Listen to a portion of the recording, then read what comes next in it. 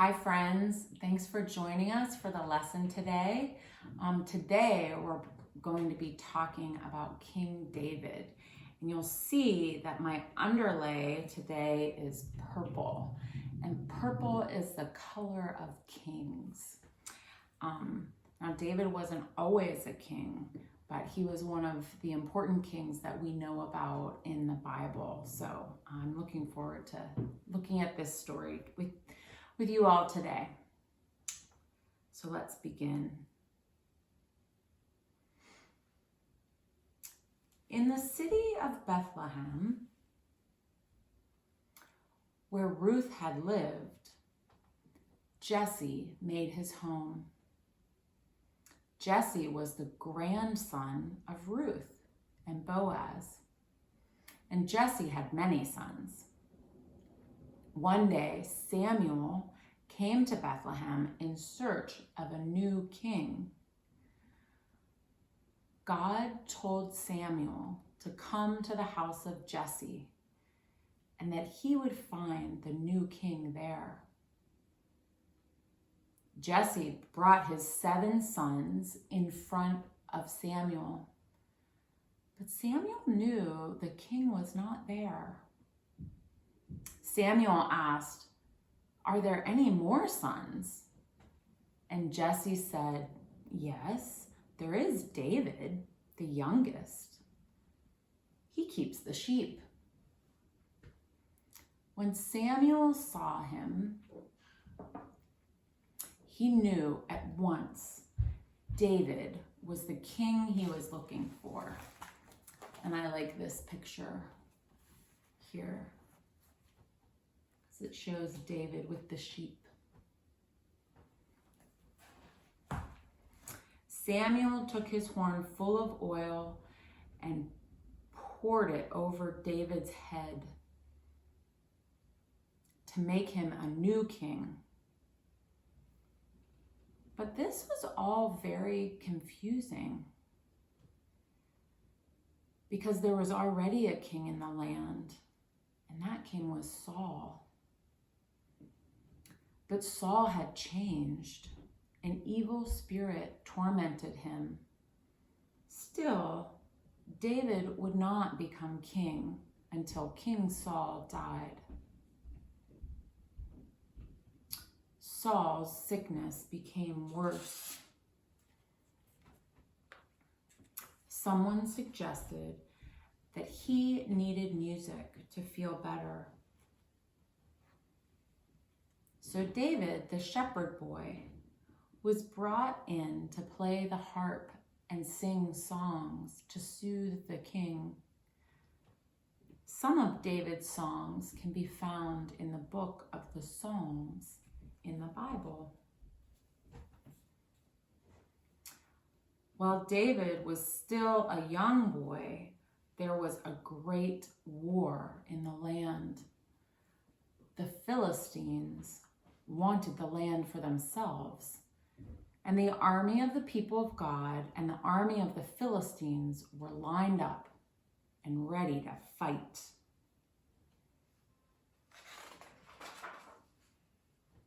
A very tall man, like a giant, came out to challenge Saul's army. His name was Goliath. No one wanted to fight him.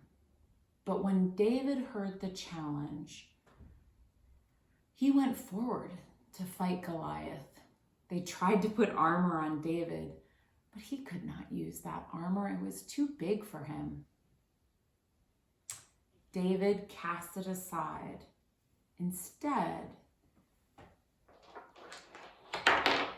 he went against Goliath with 5 smooth stones, his slingshot,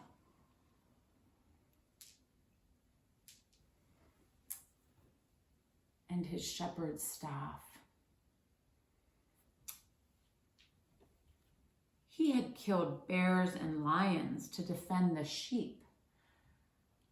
Why couldn't he kill Goliath to defend God's people? And David did.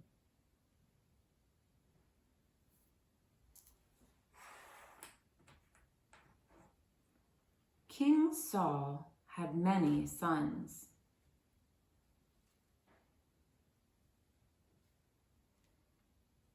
One of them was named Jonathan.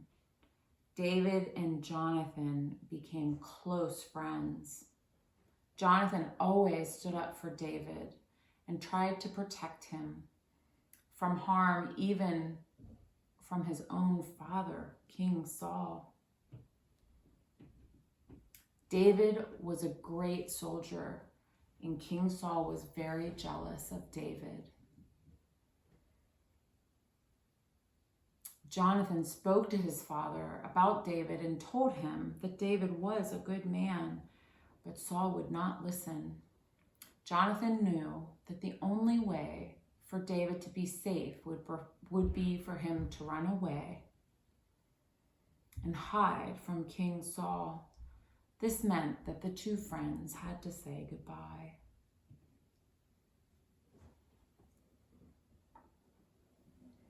King Saul and his sons led their army against the Philistines once more, but this time he and his sons were killed.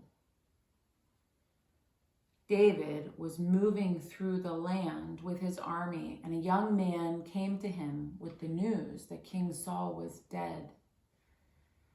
When David heard this news, he was very sad. David never forgot his good friend Jonathan. And later, when he was king, he brought Jonathan's own son to come and live with him and eat at his table. And he even gave him the land that had belonged to King Saul.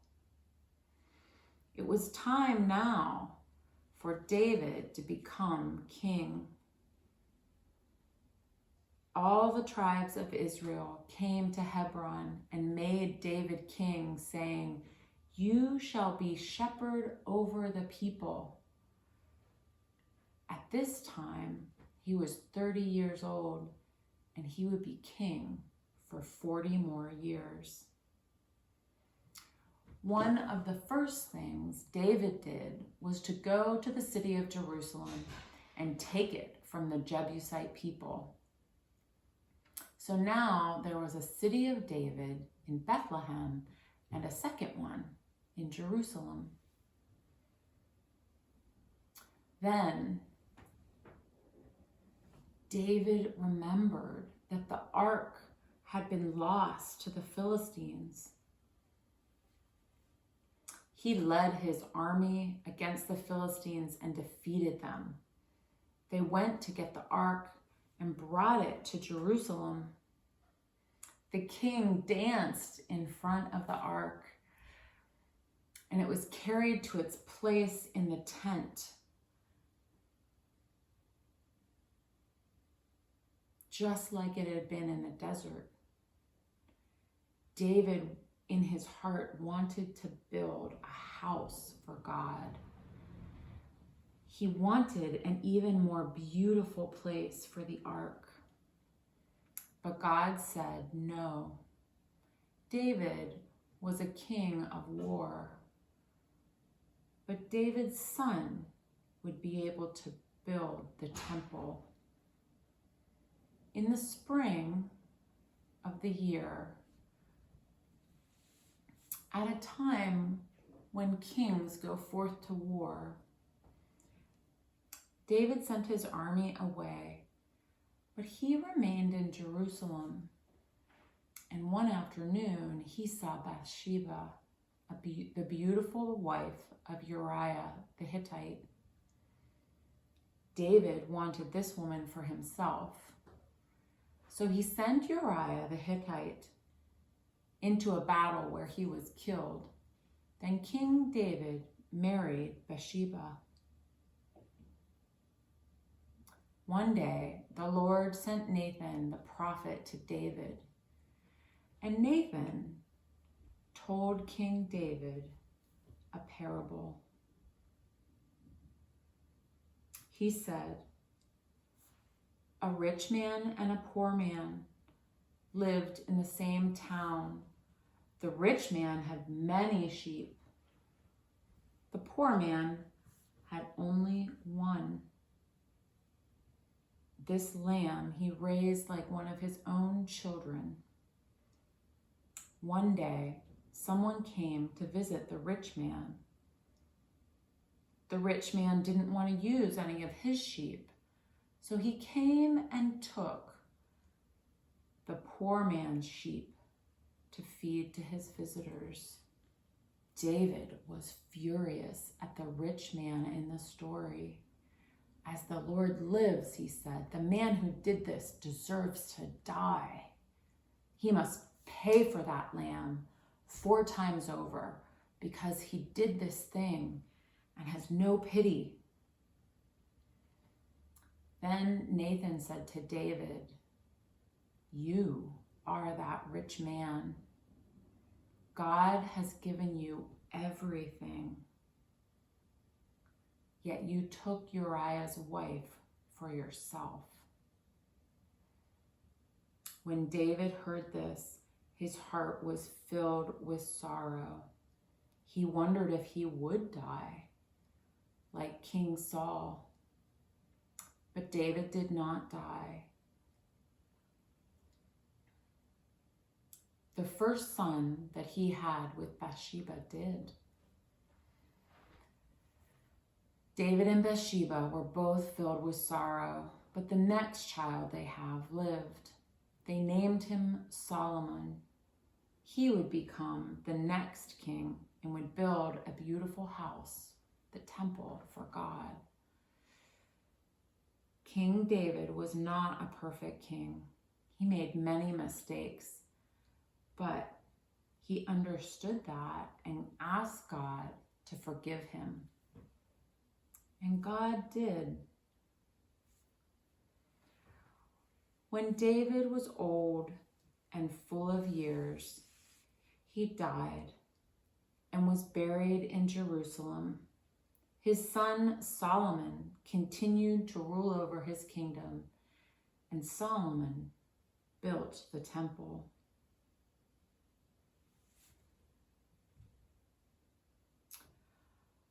I wonder what part of this story you liked best.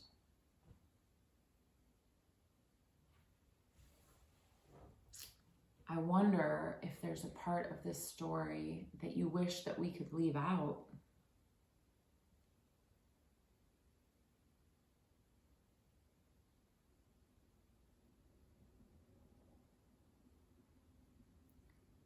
I wonder if you felt like part of David's story was especially for you today.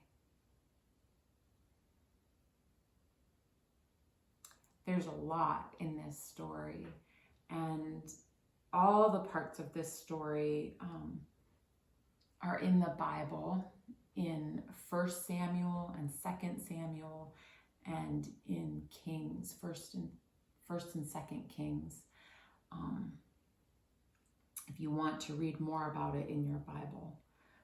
But I'm looking forward to seeing you on our call this week, and I'd love to hear what you think about King David and the things that he did and how God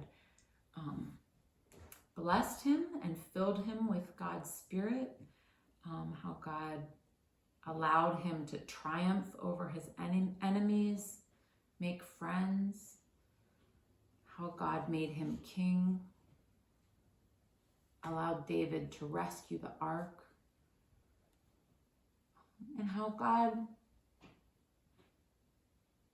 showed David his sin and then forgave him. There's a lot to this story. We'll talk about it soon.